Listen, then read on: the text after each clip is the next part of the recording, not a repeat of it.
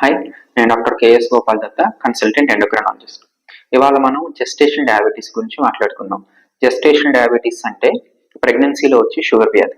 అంటే ఆ ఫీమేల్కి ప్రెగ్నెన్సీ ముందు ఏ రకమైన షుగర్ లేకుండా ప్రెగ్నెంట్ అయిన తర్వాత షుగర్ అనేది వస్తుంది.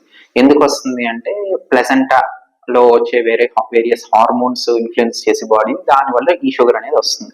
యూజువల్గా మనం ఇది 7వ నెల నుంచి చూస్తాము. కొన్నిసార్లు అర్లీగా అంటే మొదటి 3 నెలల్లో కూడా రావచ్చు. ఇక్కడ ఎక్కువ మంది భయపడేది ఏంటి, మనకి ఇప్పుడు షుగర్ వచ్చింది కదా ఇంకా జీవితాంతం కంటిన్యూ అవుతుందా అని. అలా కాదు. ప్రెగ్నెన్సీలో వచ్చే షుగరు 98% ఆఫ్ ది టైం ప్రెగ్నెన్సీతోనే ఎండ్ అయిపోతుంది. ఒక్క 2% లో మాత్రం కంటిన్యూ అవ్వచ్చు. హవెవర్ వీళ్ళకి ఏంటంటే తర్వాత ప్రెగ్నెన్సీ తర్వాత టైప్ 2 డయాబెటీస్ వచ్చే ఛాన్స్ ఎక్కువ, ఎస్పెషల్లీ ఫ్యామిలీ హిస్టరీ ఉంటే.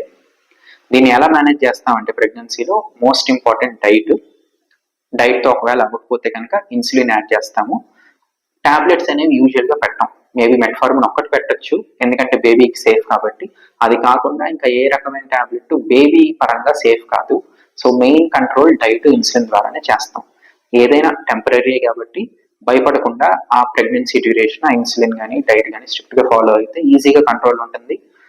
మదర్కి కానీ బేబీకి కానీ ఏ రకమైన కాంప్లికేషన్స్ లేకుండా డెలివరీ అనేది అవుతుంది.